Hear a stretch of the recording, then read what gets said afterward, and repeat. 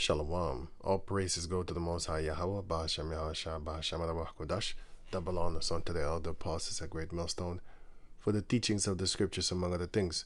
Shalom to the sincere Akim across the world. Now, I've been doing the video concerning the Garden of Eden and explaining that, but for the people that don't want to have all the hours of explanations and going into different scriptures and stuff like that, I want to do a quick summary of this video, of those videos actually, which will be this video. So I'm gonna just jump up in it. So if you don't want to wait for the other ones, this one is the one that goes straight to the point, because the other ones I lay down and explain exactly what happens through course of time, and I show the documented evidence that Esau has. So Genesis chapter 2 verse 10, and the river went out of Eden to water the garden, and from hence it was parted and became into 4 heads, and the name of the first was Pison. So this sentence should already tell you that, so it's one river that split into 4, and you can have it as here, not have it as here, but I mean like this is a like an example right here, right? The name of the first was Pison. That is it which compasseth the whole land of Havilah, where there is gold. And what Havilah is this? Now you have 2 Havilahs. You have Havilah of Cush, which is the sons of Cush, the second son of Cush, Havilah. And then you have the other one, which is the son of Joktan, which is Ophir. Oh, sorry, Havilah. So you have Havilah Shem, which is the sons of Eber. Yeah, Havilah Shem. And you have Havilah Cush. Also you have Sheba, that's Cush. And you have Sheba, that's from Abraham, which is Shem, Genesis 25.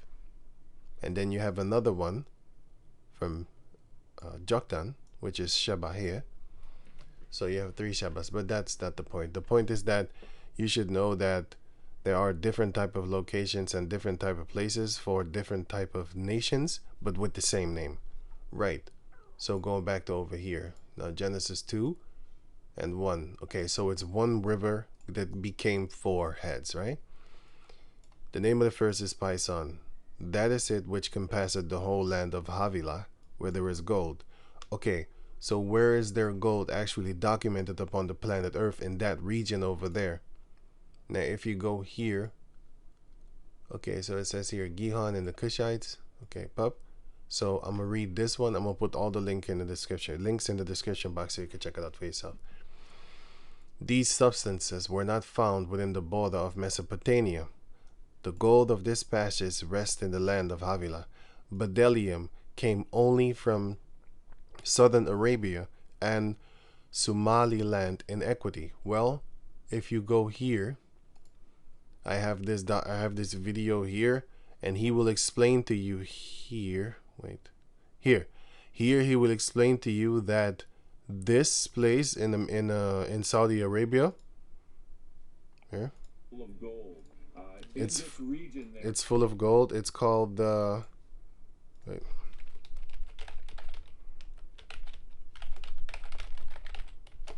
Gold mine names.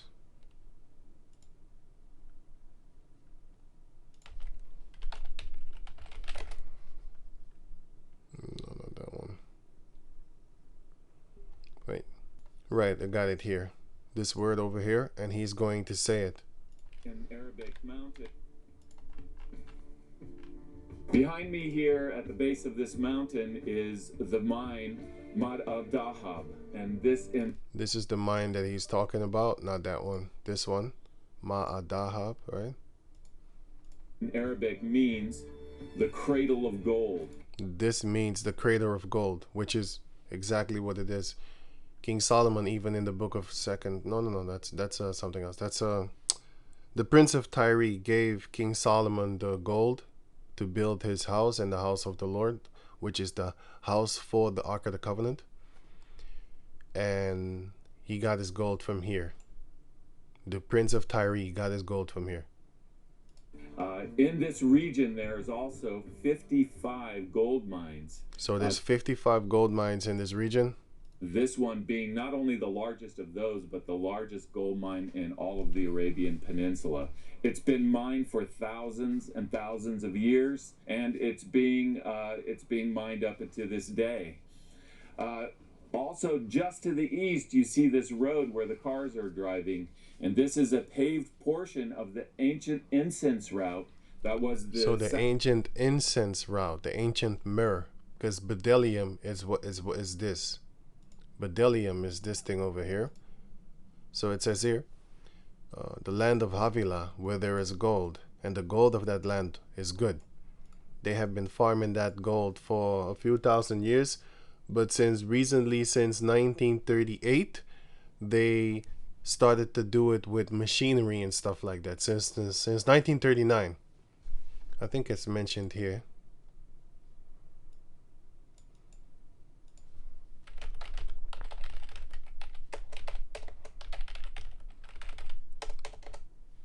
Since which year? 39, yeah. 3954 until today. So they're doing it until today because this video is a year old. So he was there. He was right there. South to north route. So they have myrrh. Oh yeah, bdellium. So what is bdellium? Bdellium is this. It's myrrh. It's something that you burn for smell.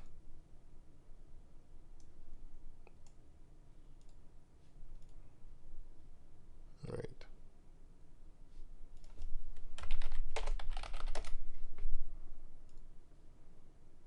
Sweet, sensual, and clean smelling. Bdellium tree, whatever. Cool. Okay, going on. The commodities were traded that are mentioned in Genesis 2. So in Genesis 2, it specifically says that there is gold in the land of Havilah and that the gold is good. And here we have all these gold mines, this one being the biggest. Also, it mentions the aromatic resins, the main ones being frankincense and myrrh. Bdellium, that's bdellium. That were brought on this incense route that passes just a kilometer to the east of this mine. And then the onyx, the precious stones. So the same commodities that are mentioned in Genesis 2 for the land of Havilah are the same commodities that Arabia is famous for trading. The onyx stone is there also. So going on. So, and the gold of that land was good, is good. There is bdellium and the onyx stone. And the name of the second river is Gihon, the same as it that compasseth the whole land of Cush. Right. So now you have to understand that Cush is talking about here. Where is it? Where did I put it? Here. Right. So you can look. You have two Cushes. You have this Cush here, and then you have the Kassites, which are here, which are Cush once more. And who are the Kassites? You might ask yourself. If you read the book of Judges, chapter 3, it says here, therefore the anger of Yahweh was hot against Israel, and he sold them into the hand of Cushan Risha Thaim, king of Mesopotamia. And the children of Israel served Cushan Risha Thaim 8 years. So who is this Cusha guy? Wait, it says it right here again, verse 10. He was the king of Mesopotamia. So if you look that word up, Judges 3:8, Judges 3:8, and you click on this word over here, Hebrew 35:73, Hebrew 35:73, it says here Kawashan. So it's Cush. Twice as wicked, basically, doubly wicked, Cushan. King of Mesopotamia, defeated by the judge Othniel and the son-in-law of Caleb, which is in the book of Judges chapter 3. Then you have another one, which is Cushan. Just an example. This is Habakkuk chapter 3, verse 7. I saw the tents of Cushan in affliction, and the curtains of the land of Midian did tremble. Basically, you know, they got messed up. So now if you look up this word, Habakkuk 3 and 7, Cushan. It says here 35:7-2. 35:7-2. Yeah, 35:7-2. It says here a place in Arabia or Mesopotamia, site unknown. And when you go to the word, so they know like, oh, wait a minute, it is Mesopotamia, because this Cushan, this Cush is not in Mesopotamia. This Cush is in the land of a little bit down of the area of Shem, and a little bit in the area of Africa, the continent named Africa. But then you have so this one is like Sheba here, and if you look up this one, then you will see like I said, I'm not gonna go too deep in it because I do it in the other video, which is like 7 hours or something like that. But I cut it up in hours. I'm still busy cutting it and stuff like that. But anyway, here you have the queen of Sheba, and that's a Cushite. But then you have Seba, which is also a Cushite, but that's another story. I'll kind of go up in it in the other video, so I'm not gonna really touch on it here. But I just want to mention that you had this region over here with the Cushites, and then you had this region over here with the descendants of Cush. This region, and then Nimrod went here with his men, and then the kingdom of not Nimrod, the kingdom of what's his name again? The kingdom of Cushan Risha Thaim. His kingdom, because he was king of Mesopotamia at that time. So, and then they say that that his kingdom was forgotten. They're lying. They just don't want people to know that a Hamite used to rule there, because when they put, for example, they put Mesopotamian people. When you put Mesopotamian people, what will they show you? They will show you a bunch of Arab Caucasus-skinned people. And if you hear like Cushites was there, like a kingdom of Cushites, you'll be, what the fuck? That's dark-skinned people. That's Hamites. We don't want that. And they do not want that type of image floating around upon the planet Earth. Why do you think they broke their nose? That's another example here, another one again. But anyway, always the nose is broken of everything. Yeah, but yeah, Arabs do have these type of mustaches, by the way. But the Arabs were dark skinned. Arab type, I should say. Because the Syrians are not Arabs, and the Syrians, which is Aram, they have it too. East Indians have it too, but not too much. I just looked here, so by the way. He looks East Indian to a certain degree. But anyway, enough of this. But this is the image that they want to push. Everybody in the past was like, leopard skin or caucus skin or shit like that. That's what they want. That's how they want. Basically, the things that are highly esteemed in this world are abomination unto the Lord. They're highly esteemed in this world. So everything that's highly esteemed, I'll question it. If something is really great, I'll be like, man, I don't know about that. But anyway, the Cushites, their kingdom was there, and this is not just a one-man show. He had a kingdom, just like Nimrod is not a one-man show. Nimrod, he had his people there also, and you can read about that here. Genesis 10:8, and Cush begat Nimrod. He began to be a mighty one in the earth. He was a mighty hunter before Yahweh. Wherefore it is said, even as Nimrod, the mighty hunter before Yahweh. And the beginning of his kingdom was Babel. He wasn't dipping in his lolo. He had his people there, and Erech, and Accad, and Calneh, in the land of Shinar, which is nowadays called is Mesopotamia. It's called Mesopotamia. Shinar, Hebrew, Romanized, Shinar, Septuagint, is the name for the southern region of Mesopotamia.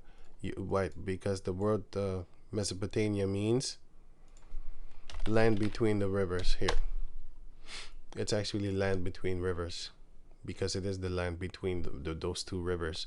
Which, okay, go now further to that. Here, so, and the second river is Gihon. Oh yeah, the first river is Pison. Pison is explained here. So he explains this one here, sorry. And then here, because that is where he is, he photographs. but this is used by with a satellite. And they also have other documented things where this guy also worked with satellites, like literally actual NASA satellites, because this guy is alive until this day. This guy, I thought he was dead while making the video, and then in the video I found out he was alive, but I forgot his name. But yeah, like I said, you can watch the thing for yourself. And okay, so here is where they here, which would have looked something like this in ancient. Right. So if you I have another quick video here. This guy has it also wrong, but he took his video, so I don't understand why he missed it. But anyway, so this is the same footage of that guy. Dry riverbed that we believe was the Pishon River that runs through it and then joins this one main river before it goes into the Persian Gulf. So this dry riverbed matches exactly with where the Pishon. It is exactly the footage that this guy has, but this guy goes deeper. I don't know why he missed it or something. Would be in Genesis 2:11 and 12. Yeah, it's actually not this. It's actually this, because he said it himself here. He said that he thought that the river was this. Ancient times. Now that seemed big. However, what we didn't realize was that the sand dunes had shifted to cover the ancient riverbed, which is much larger and runs over this whole area. In ancient times, the Pishon River would have looked something like this, which is absolute. So it's actually bigger because he, I think it's, I'm not sure. I'm not sure where it is, but I'm sure it is here because yeah, I've seen this video. So look here, this one, this thing here. This is that same thing that you see here. It's the same thing. And we see this main dry river in Genesis to the Pishon. Oh shit. So this is the bridge that you see here. That's the same bridge. But yeah, he was doing that, but it's actually bigger than what he showed. Dry riverbed matches exactly This thing, because the guy was standing around here somewhere. If you can see the pool, remember the pool, and then I'll put this here. Where was he standing? This one here, see? But the guy made this thing going on to here. He did that, but that is not it. It's actually here, somewhere here. It might be even bigger, I don't know, because he shows it here. But anyway, so okay, so that's the Pishon River, and then you have that here, here. And like I said, I explained in the other video because I go into their documents and their satellite pictures and stuff like that. And this is a drone picture, by the way. Okay, so now let me read the few articles. Now, Gihon and the Kassites. Thus, without any proof, they related the Gihon to the river Nile and the land of Cush, which is this land over here, which is, that's here, the one in the orange. They related it to here, but this one is not connected to this. So I always found it weird, like, huh? It didn't make any sense to me, so I left it. And to the spirit of Yahweh Bashem Yahushai, this year I decided to go up in it, because I was sitting on these maps for like a year. I didn't do anything. I did other things. I mean, not anything. I mean, I did other videos, but I never touched on Genesis. But I also looked through my videos and I saw that I don't have Genesis actually correctly.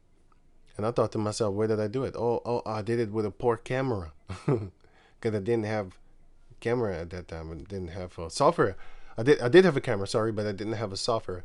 This is a software where I can record the screen and my voice and stuff like that. But anyway, not to make it too long. So, to the land of Nubia, right? The Kassites were rediscovered only in the last century. In Moses' time, Cush was a river that joined the Euphrates a few miles south of the point that the Tigris River joined it, near Abadan, okay? Today this river is called Quran, which is this over here.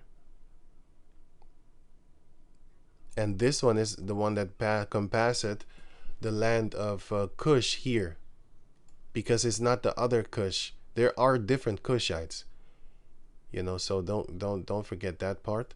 But it's talking about this Cush, the one that was king over Mesopotamia, and the one that had this empire, Babylon, at the time of the Cushites, right?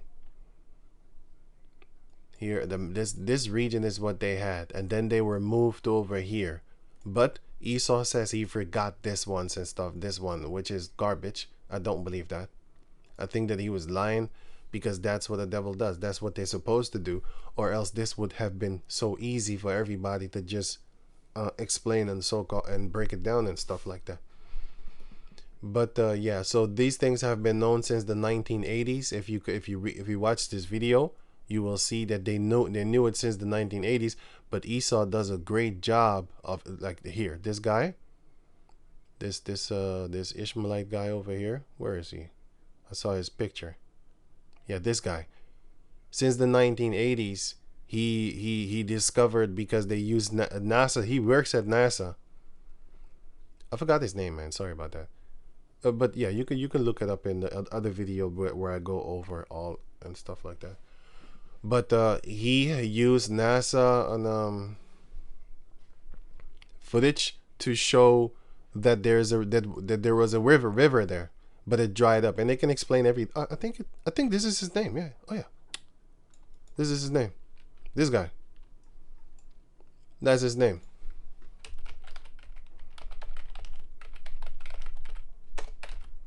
But he calls it the Kuwait River, because that river goes all the way to Kuwait. But you know, they have different names of it. This is his picture. This is his picture. He published this thing in the 1980s. He published it, and this is Kuwait. And you will see that Kuwait is a very marshland type of area. The whole land, like 2/3 of that land, is marshlands. And if you don't know what marshlands is, it's very watery. Marshlands is very watery. And you would never think that, because you'd be like, huh? That's a desert. No, it's watery over there. You know, there's a lot of waters over there in Iraq, Kuwait, and stuff like that. But anyway, going on to over here. Okay, so it says no. Wait, where was I? Yeah, I'll get to all that. So it says here, today okay, in the springs of Iran, Gihon flowed from the land of Cush, namely outside of the land of ancient Kassites, who were in the region between the mountains of Iran, which is Elam, which is here, Persia, Elam. And let me see here, Elam, Susa. Remember that word Susa. Just keep on remembering it. So it says here, Iran and the land of Assyria, which Assyria is here, and Elam is here. Between the Tigris and the Euphrates, exactly as Genesis says. And it says here, the Kassites were originally nomadic, meaning living the life, basically wanderers. They were wanderers, because that is the land of Shem. All the places over there, that's Shem. But the Cushites came there and ruled over the Shemites at one point in time, and you can find that right here in the scriptures, right? So going on, pastoral people, yeah, with their beginnings in the Near East, which is east is right, west is left. As part of the expansion of the Indo-European peoples beyond Turkey into Persia and finally into India, the Cushites, that's why you have a lot of so-called Ethiopian-looking people there. You'd be looking at them like, you kind of look East Indian, but he's not. He's actually a Cushite, because they went from Cush to live there amongst the people of India, and then they of course made children with them and all that. But that's the whole nother story about history. Let me go on. During the fall of the Babylonian Empire, they had established an empire of their own that lasted 4 centuries. After the end of the Kassistic period, which is Kassites, a Kassistic period, their name was forgotten. So they were forgotten. Okay, this is the Wadi al-Batin in Saudi Arabia and all that type of stuff. Which is okay. So like I said, I'll put the link in the description box so you can check it out for yourself. So here you have the bdellium and the gold in Saudi Arabia. Indeed, most ancient gold deposit on earth the most ancient gold deposit on earth rests in Saudi Arabia at modern day Ma'ad Dahab. Okay, this thing was the largest and one of the most richest gold mines in antiquity, which is ancient times, ancient past, right? And just like the scripture says that, it says here, and the gold of the land was good, which is the land of Havilah. Now you have to understand, like, oh, wait a minute. This Havilah is talking about, most likely must have been talking about the how you call that tonight? The Shemite, the Shem, like the Arabians. But it also goes through the other Havilah. So that's kind of funny. That's why I said most likely. I don't know which one of them. But the Cushites were there also. Yeah. Because that was their land. That was their land. So going on now, it says here. They also... What did I just do? Oh, sorry. They also feel as if this mine is more than likely the biblical Ophir. Ophir is a man. So there was a man named Ophir, and then he went to a region over there, and then they called that land Ophir. As you can see here, Ophir is a man that comes from Jokshan. Sorry, not Jokshan. Jokshan is in Genesis 25, sorry. All these are the sons of Joktan. Let me right, Joktan. Ophir and Havilah were the sons of Joktan. So they're Shemites. Yeah, so now let me go back to over here. Right, okay, the person. Okay, let me just go to the point. Right, let me see. Here, okay, Cush. So it says here, the land before Cush was known as Elam or Susa. So what are they telling you? They're telling you that this land over here, Persia, but not that one, actually here. This land over here that the Cushites took over used to be called Elam or Susa. So the Cushites were there. And what is the river that goes through there? The Karun. So they call it nowadays Karun. With this in mind, so it says here, the Hebrew term literally means to twist and turn, which is compassed round about. So it says here, the Gihon is said to compass, what? To compasseth, yeah, compasseth, that's all, the whole land. Right, let me see here. The Hebrew term literally means to twist and turn, to take a roundabout course. With this in mind, the most likely candidate would be the Quran River. The Quran and Karke rivers provided ancient Mesopotamia with vital routes, trade routes, into Elam and Susa. So the Cushites, okay? The Quran River runs a course over 500 miles. So let me read that again. The Quran River runs a course of over 500 miles. That's the Gihon River. That's this one that goes here zigzag. Oh, sorry. Here zigzag. Maybe I have a better one. Yeah, well, this one runs zigzag. You know, don't pay attention to this one. It's not actually stuck to this, because it actually came from this body of water actually. But yeah, so basically this thing here, it runs zigzag throughout the land of where the Kassites used to rule. Well, used to be, because he was king of Mesopotamia. They were there, the Kashan. Because like I just read here, for example, in Habakkuk chapter 3, verse 7, it says the Kashan. Kashan. Who's Kashan?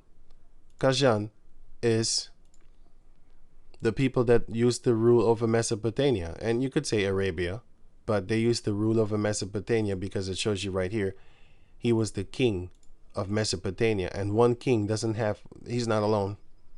He has his people that he's dwelling with in that land, ruling over the others. Just like how Esau goes to Australia or South Africa, he didn't go alone.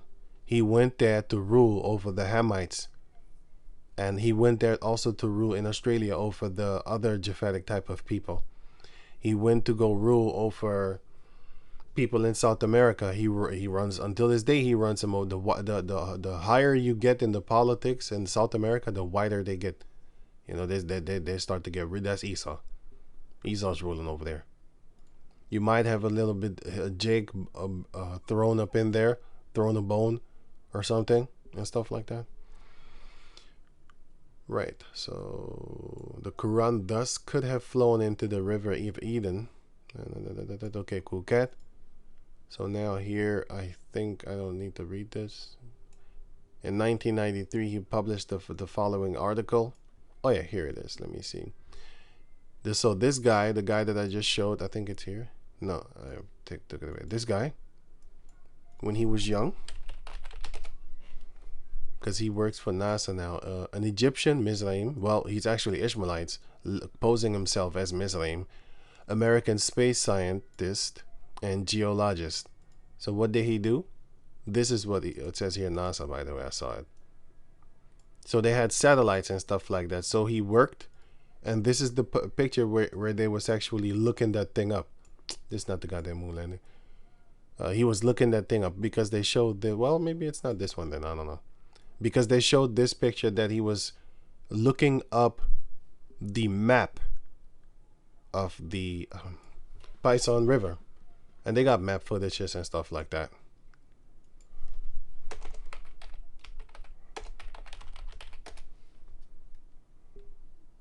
Yeah, this is his thing. He did this. Anyway, so this is the thing that they made. Right, so anyway, okay, so enough of that. Let me read this. Yet evidence for such a river came from the satellite radar images taken during the 1949 mission of the Space Shuttle Endeavours, whatever. So they had it since the 1990s, but I read somewhere that they had it since the 1980s. Okay, cool. Right, I'm gonna leave this link in the description box so you can check it out for yourself. You can pause the video. Also here, which is you know, Cradle of Gold thing.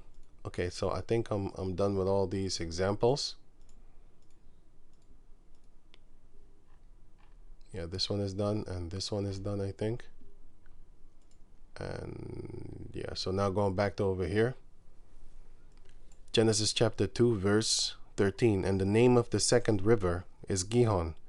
The same is it that compasseth the whole land of Cush, which is this is Cush talking about the Kazites.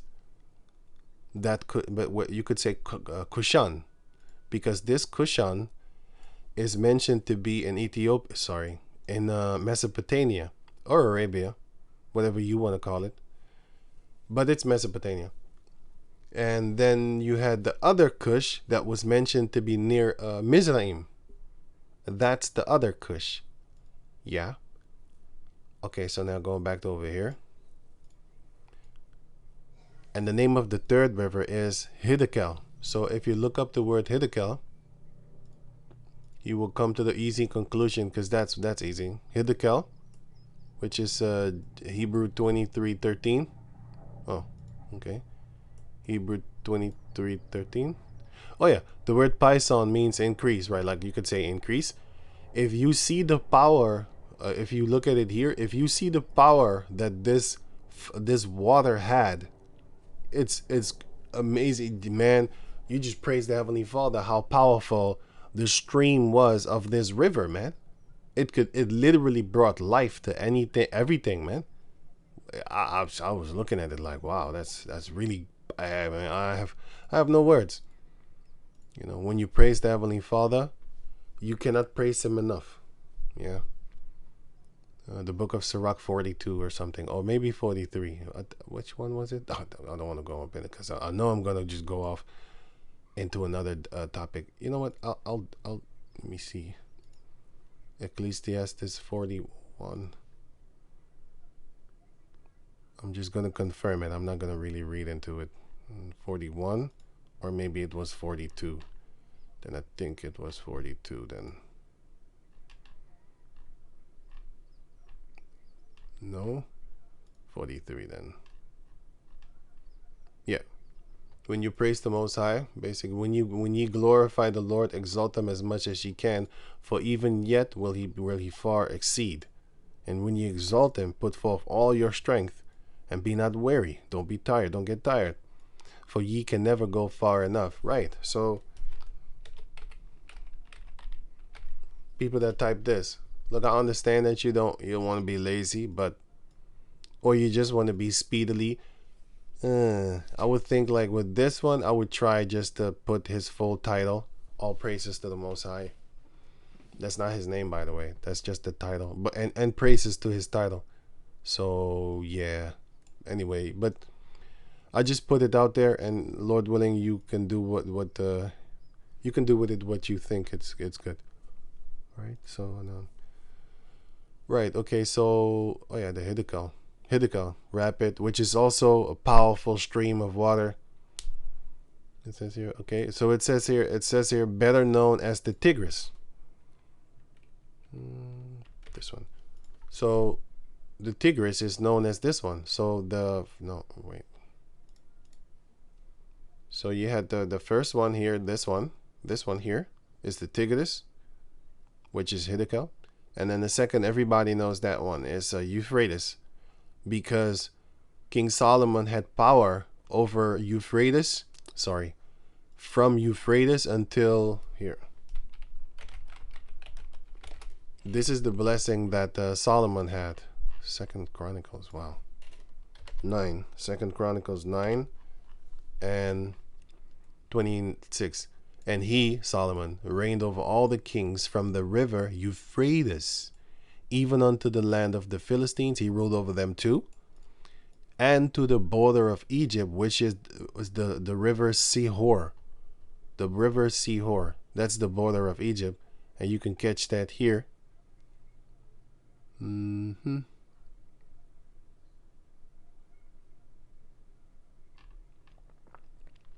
let me see something. Where did I put it? Wait. Right, now this is the region that King Solomon had power over. He ruled over the Philistines until the border of Egypt, which is the river Sihor. And here it is. I showed that in the other video too, so explainingly. Sihor. Let me see here. Sihor, which is before Egypt, before you come to Egypt, but if you walk from Israel toward there, that's what it means. Before Egypt. And also the great river Isaiah. Also, this is the river Nile. This is talking about the river Nile. If you look up the Hebrew word, it goes into the word Nile. So this is in the land of Mizraim, and this is at the end of the beginning of the land of, or the end of the land of Mizraim. Right. And I keep forgetting what the word mart is. But yeah. Oh yeah, it means traffic. Traffic, right. So here, what hast thou to do in the way of Egypt? To drink the waters of Sihor, which is representative of their philosophies and their doctrines. And here it says, what hast thou to do in the way of Assyria? To drink the waters of the river. Now this river is talking about Euphrates, which is their version of doctrines. Just like how the Lord Yahushua came to bring the water at the well. That was the doctrine for eternal life. But if you drink the waters of the heathen nations, you're going to die. You know, you don't drink their waters. Their waters is gutter water. You know, it doesn't have eternal life, you know. Jeremiah 2:13, for my people have committed two evils, for they have forsaken me, the fountain of living water. This is which is the Heavenly Father Yahweh, and hewed them out cisterns, broken cisterns at that, that can hold no water. So the philosophies that they gained, it doesn't save them, and they can't even keep it. You know, they don't even keep their customs to the best of their ability. Well, sometimes they do that with the Islamists. They're better than so-called Arabs and stuff. They don't smoke, not all of them, by the way. But anyway, it's not prosperous for you, for your whole nation. Individual peoples, they might find peace or whatever, but in the end, you will find turmoil because you went to another God, and the Lord is a jealous God. He's jealous of the nation of Jacob, so therefore you should not go to another God. You know, he's going to hurt you. Joshua chapter 24 explains that to you. He's going to hurt you. Maybe not now, but he's going to, just like your girl having sex with another man, like in the physical form, you're going to want to beat her. You're going to want something to happen to her. Right? If you love her. If you don't, then hey, you just take the blow and just walk off into the sunset and stuff like that. Which is what they're training men to do nowadays. Which it's kind of because if you think about it, the scripture actually says to do that. He that is without sin, throw the first stone. See? So it's actually correct what they're saying. But the mannerism that they're saying it is to basically take it upon the chin and just find yourself another girl that's going to do the same thing to you. That's not how you should interpret that. You should interpret it as this. The Lord Yahweh shall actually say, yeah, don't kill her. Don't touch her physically, you know. Might smack the shit out of you one time or something like that, just for the anger's sake. But other than that, do not kill her. So I'm not down with that. And I've been saying that for a long time. Very long time. I'll say that often, like I said in my other channel. Anyway, so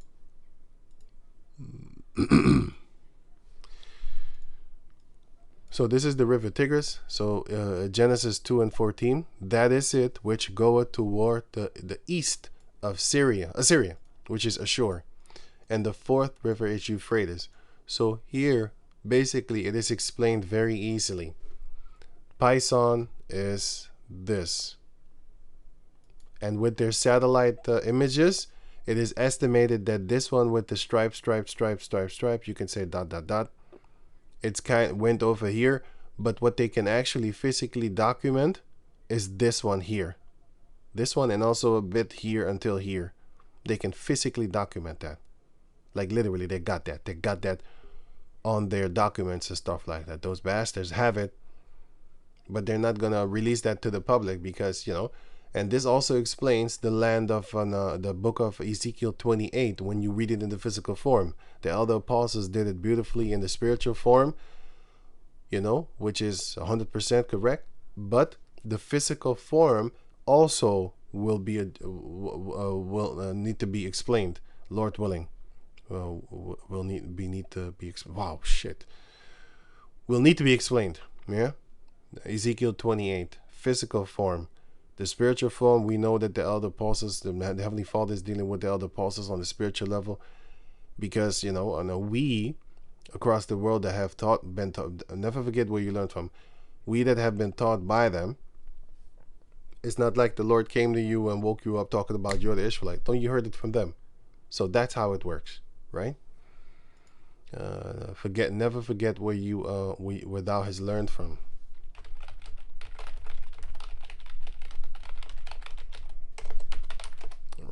And where is it? I thought it was Romans. 2 Timothy chapter 3 verse 14. But continue thou in the things which thou hast learned and been assured of. So you're sure of the things that you have learned, and keep yourself therein, Lord willing, knowing of whom thou hast learned them. So you need to remember of who you have learned these things, right? So cool. It doesn't matter what is between us. I know me. Lord willing, I know myself. So I don't care about that, bro. What I care about is what it says right there. And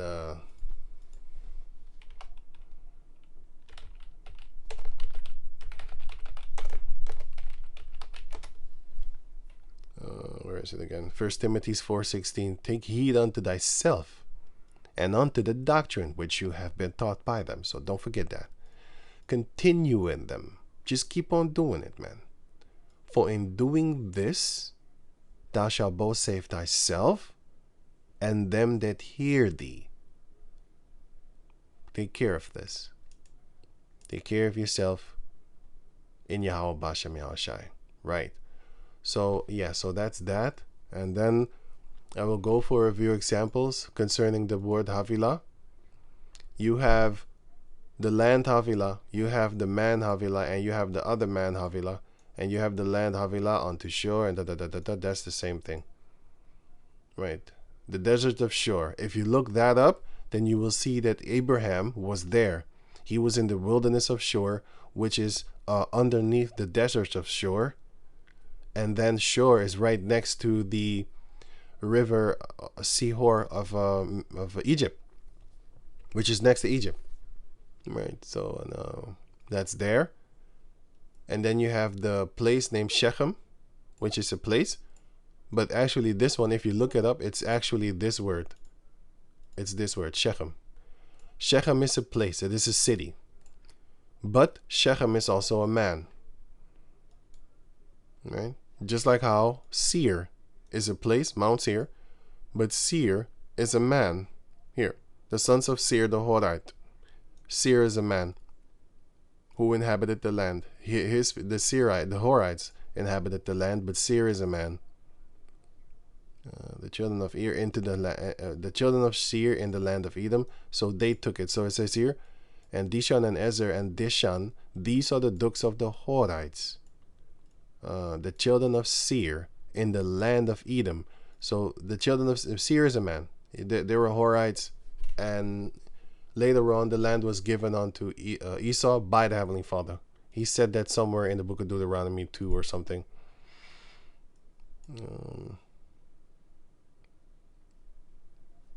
Here, what? Here, Deuteronomy 2:5. Meddle not with them, for I will not give you of their land, no, not so much a foot breadth, because I have given Mount Seir unto Esau for a possession. Yeah, but the Horites were there first, and one of the Horites, his name was Seir, and Shechem is the man that raped Dinah. He was a Hivite, which are all Canaanites. They're all Canaanites in the land of Canaan.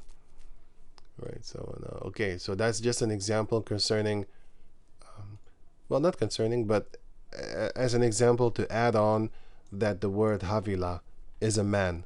Seir is a man. Shechem is a man. Israel is a man. Canaan is a man. The land of Canaan, that's a man. That his descendants were there. Right, so if you start understanding those things, and if I repeat it, I find that if I repeat a lot of things to myself, I get to remember it.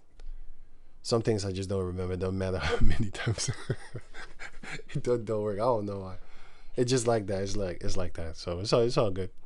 I mean, you shouldn't be too great in the scriptures. I think that I actually like that part. It's kind of irritating, but because sometimes you want to help a person, but then you forget. Like, shit, what was it again? But I got my supercomputer with me, which is my telephone, you know. So if I have something that I need, I'd be like looking it up and stuff like that. So you had Cushites ruling in the land over there, and above that in Mesopotamia there you had the Cushites, and then you had the river going zigzag through that land, and even a region where is nowadays called Elam. You had the land of Cush. Cush was there too. So the land before the Kashu was known as Elam or Susa, which is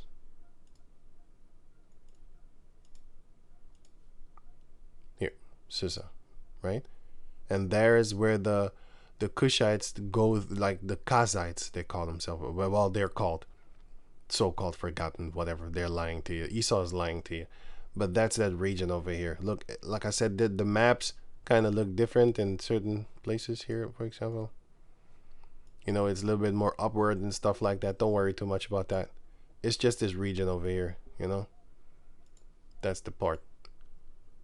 As you can see here. And also, this part of the land is fallen into the sea.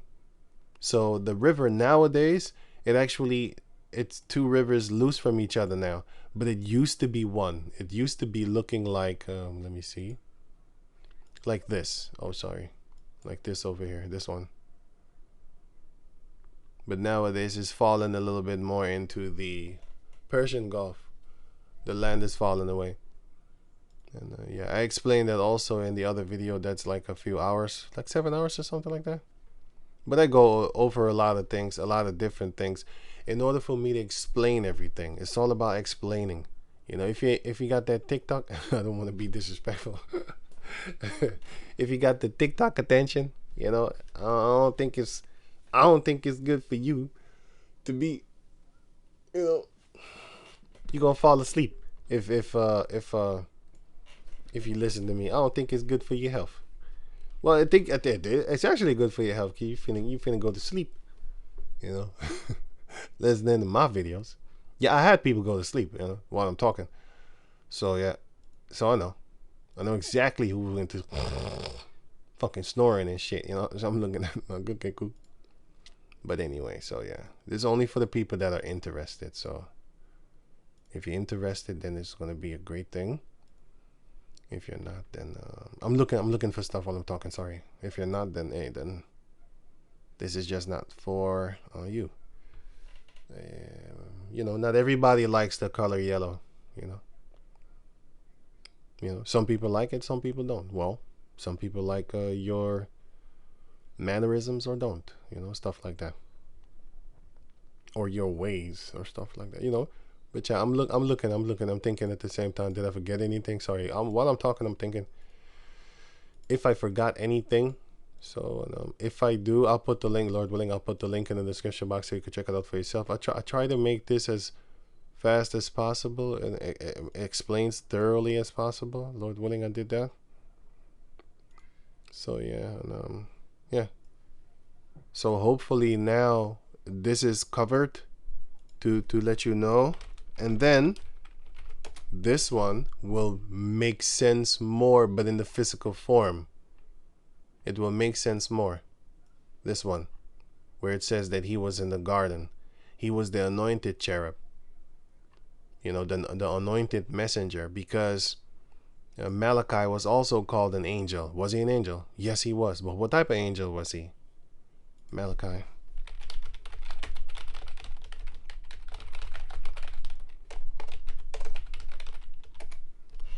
Second Ezra 1:40, Nahum, and Habakkuk. Habakkuk, this is Habakkuk. Habakkuk. But it's spelled from the Greek into the English. Zephaniah. Zephaniah is, here, Zephaniah. Haggai.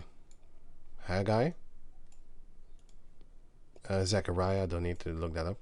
And Malachi, which is called also an angel of the Lord. What is the word angel? The word angel means messenger. Angelos. So the word angel means messenger. So when it says that when the angel comes with a different doctrine,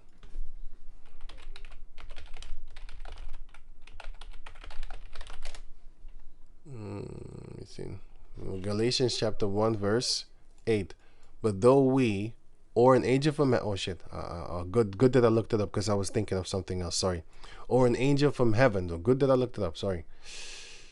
Preach any other gospel unto you than that which we have preached unto you, let him be accursed. So this is the angel from heaven, and this is the angel Malachi in the physical form, like a body, which is the word messenger. Right? That's what the word means, messenger. Here, he's not this one. He's definitely not this one, the angel from heaven, like this one. Right? So let me see, as we said before, this is going on. As we said before, so say I now again, if any man preach any other gospel unto you than that ye have received, let him be accursed. So even an angel would be cursed if he was to come with a different doctrine other than the doctrine of Yahweh Bashem Yahushai. This is the actual physical angel, and this is the angel in human form, which is a man named Malachi. The book of Malachi. He was called an angel. He was called a messenger of the Lord, like he was most likely a supreme messenger, you know. Not that the other were not supreme. I mean, well, I shouldn't have used that word, actually. Sorry. Well, all of them were anointed, but basically he was this one too. The Tyrus, king of Tyrus, was called, the ancient king of Tyrus was called the anointed cherub. Esau is also the anointed cherub, so don't forget that part. He's the anointed messenger that covereth. I'm gonna give you one example. For example, here it says here, Ezekiel chapter 28, verse 14. Thou art the anointed cherub. He was in the garden where all these things were: the onyx, the jasper, the things, the emerald, carbuncle, all the gold, all these things. And if you read the book of 2 Chronicles, here, I'm going to show you quick.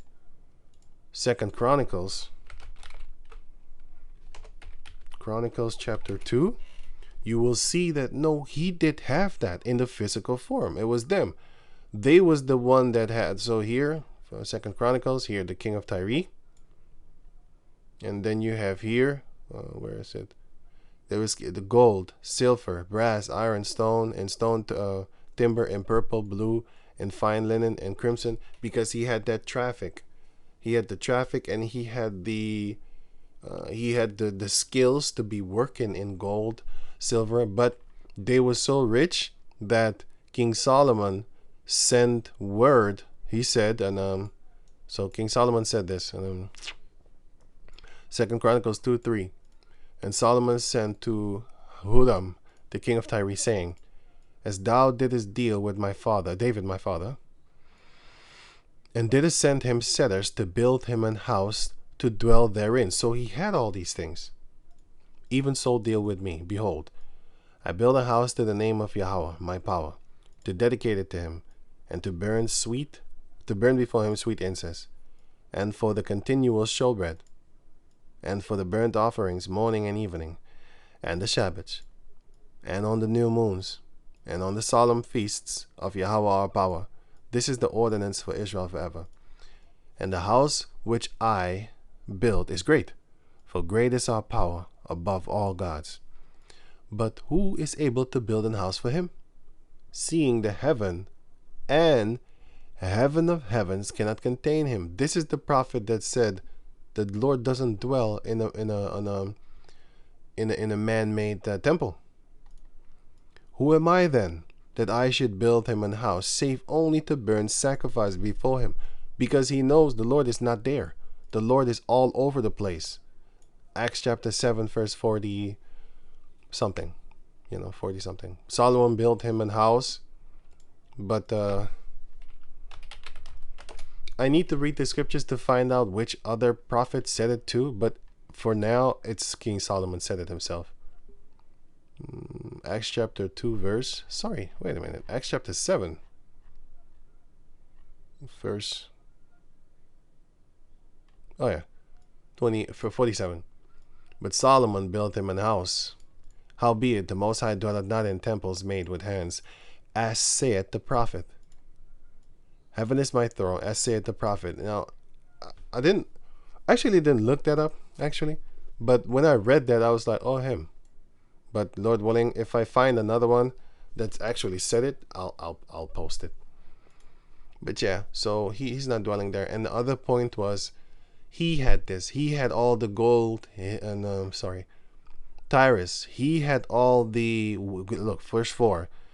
With thy wisdom and with thy understanding, thou hast gotten thee riches, and hast gotten gold into thy silvers. Gold and silver into thy treasures. By thy great wisdom and by thy traffic, thou hast increased thy riches, and thy heart is lifted up because of thy riches. Nowadays, Esau is that traffic guy. Well, let me show you the traffic real quick. Damn, I'm going overboard actually already. Which is, I didn't even want to do this. But yeah, where is it here? Tyre. Here you have the traveling things of Tyre. He had the gold, wine, dyes. He had all these things. You can pause the video if you want to. He had all these things. The ancient prince of Tyrus had all these traffic routes. He had all the traffic routes, and you can look that up in the book of Isaiah 23 also.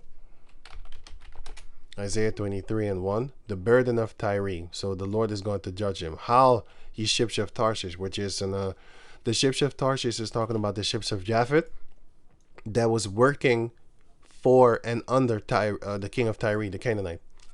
For it is laid waste. Tyre is laid waste. And you, just like how America, when America is going to get burned, all the merchants are cry for her because no more money. So Tarshish is going to cry. They already cried for the ancient king of Tyre. Now they're going to cry for the modern day king of Tyre, which is Esau. So that there is no house, no entering in. There's nothing. From the land of Kittim, which is another Japhet, is revealed to them. Be still, ye inhabitants of the islands, the isles, because you had the Kittim was an island, and so the Most High is going to shut them up. But I'm going to give you I'm going to explain this in the modern day. Check this out. Thou whom the merchants of Zidon, which is another Canaanite, Zidon and Tyre are two brother cities, two sister cities actually, that pass over the sea have replenished. So they've been replenished, right? And here, replenish is to be full and fill. So it says here, thou who the merchants of Sidon that pass over the sea have replenished. How do they pass over the sea? They have a lot of traffic. They replenish the king of Tyre. They replenish them. They have all these traffics and stuff like that. Yeah. And by great waters of the seed of Shihor, the seed of Shihor is talking about the harvest. The seed sowing offspring, yeah, but it's talking about their posterity. Wait, let me see. Seed sowing.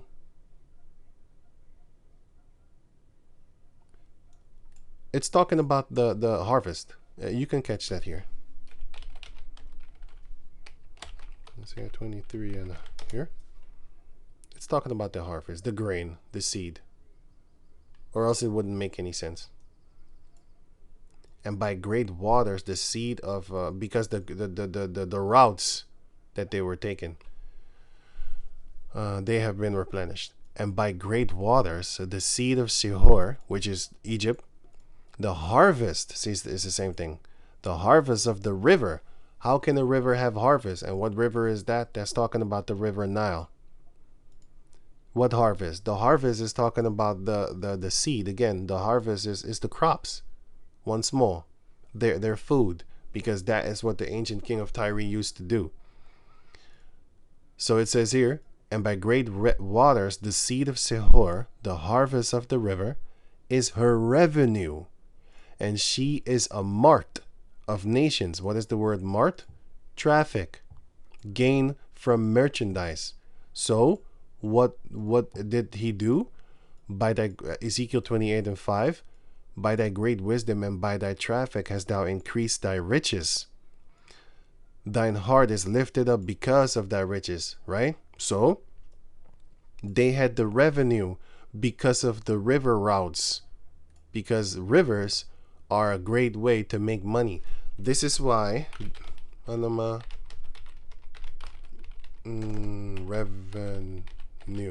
what is it? It's actually 9 billion in 2020. What was it, 2020? Shit, it doesn't show it, man. It's kind of irritating.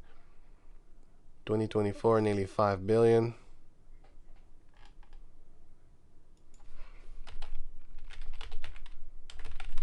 I showed this another time where it was like 9 billion. But I can't get that number again. I don't, shit. Anyway, Panama Canal. Okay, Panama Canal is a canal where they have these, where they have the ships, where they bring in the shipments. Yeah. This is one of the reasons why they wanted to take over the Panama Canal. Because if you look up the Panama Canal, and it is explained very good. It is explained that they needed this route in order for them to spare money. Or else the ships would have had to go here around the and they can't do that. They can, but they don't want to. Let's say you live here. Well, where are you going to go? and you need to get here to New York or Florida, whatever. You need to get there. Yeah. Well, what are you gonna do? You're gonna go here? I mean, you're gonna go around. You're not gonna go around. And to actually make like deforest the place and then go through it, you're gonna have to deal sometimes with bandits that have nothing to lose and they're gonna come and trying to take it. The routes could be fucked up. The winds, the elements could fuck up the route.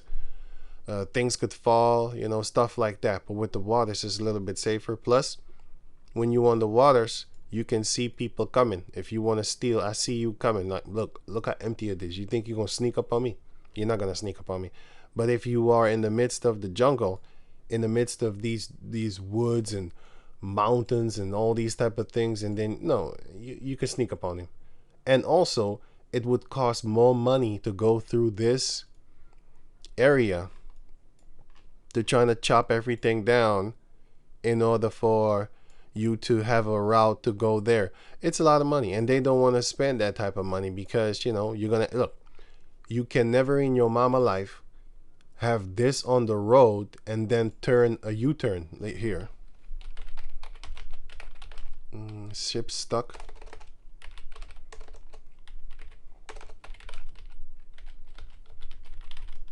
There is no road in existence on the planet Earth that can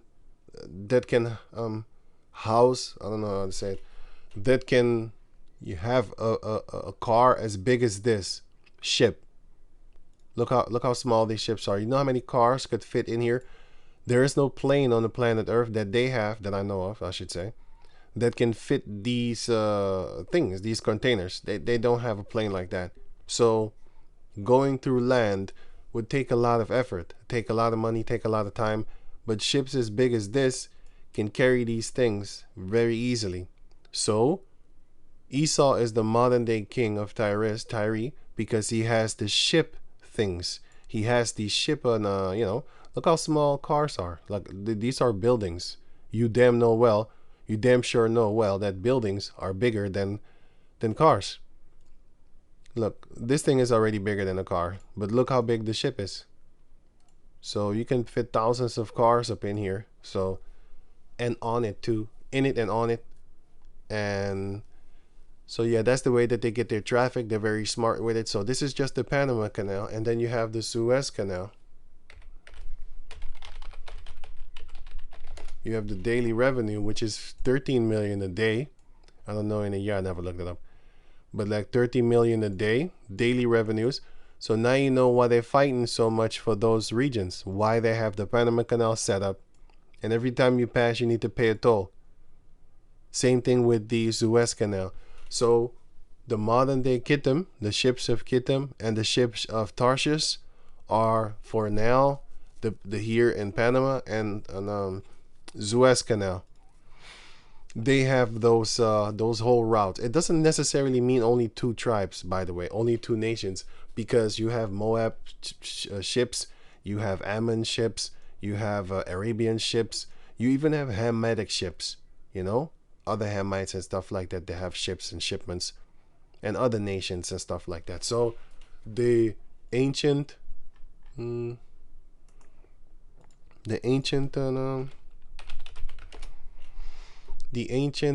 Tarshish and the ancient Kittim or Japhet, yes, I know. But nowadays, it's more broader than that, because you have Ammonites also have ships that they come to the modern day king of Tyre, Esau, that has what? What does the modern day Tyre king have? He has all these precious stones. He has all these precious stones. Esau has that. And they do the shipments with him and stuff like that. That's how he make his money. You know? Our people don't have diamond stores and stuff like that. Golden stores, silver and stuff like that. And if they do, it's kind of petty. Like weak, small stuff compared to the Edomites and the Ishmaelites. Don't forget the Ishmaelites also have these here.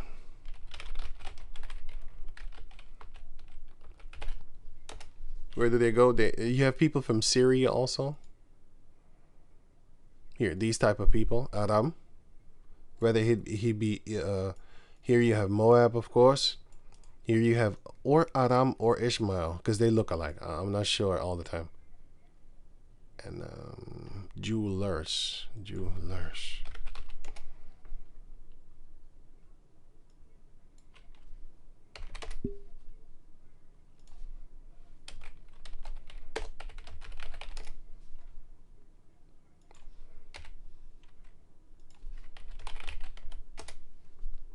I think I just saw one over here. Oh yeah, I saw him here again.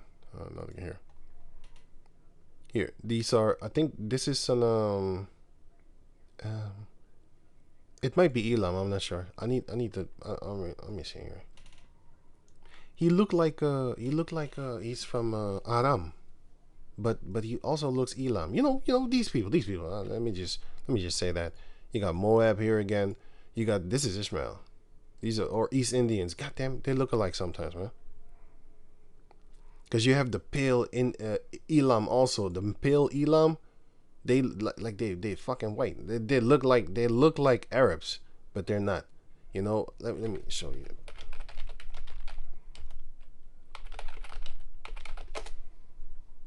You have these people. No, that one.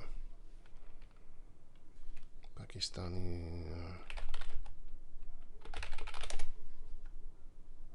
Damn it. Yeah, here. This is Elam, but sometimes they just look okay. I know that this. You know what? Fuck it. I'll leave it. Sometimes people look alike, man. I mean, like, we look like Hamites sometimes too, right? When you look at our people, you know, see, it look Arab, but I know that it's Elam, but because I don't know, I see the face. You know, but some of them, like I said, some of them look like Arabs, man. Like this one, but it's Elam. See, Pakistan, it's Elam, but they look like Arabs. They look like that because they're pale. This one, see, this one, this is what I mean. When you look at them, you be like, what the fuck are you? You know, see, they look like Ishmaelites, man. You know, they look, but they're Elam. And this is clearly Elam. It's easy to see. This one is kind of weird. I don't know what, like, well, now I know because, you know, it's Pakistan, but this one look like Elam. This one look like Elam. This one, sorry. This one looked like Ishmael to me. This one looked like Ishmael. This one, I don't know, kind of Asiatic Ishmael too. But anyway, this one definitely looked like Elam. That's easy. This one is kind of hard, but because I know, because I looked it up, I typed it in, so I would think. This one is easy, you know. But as soon as they get real pale, I start to be like looking at them like, I don't know what you are. And maybe I need to see more of you. Maybe, you know. But yeah, so yeah, this Elam look like Ishmael. So, but yeah, hey, we all have that. Some Chinese look Japanese and vice versa, and some Koreans look Japanese and vice versa, but not all of them.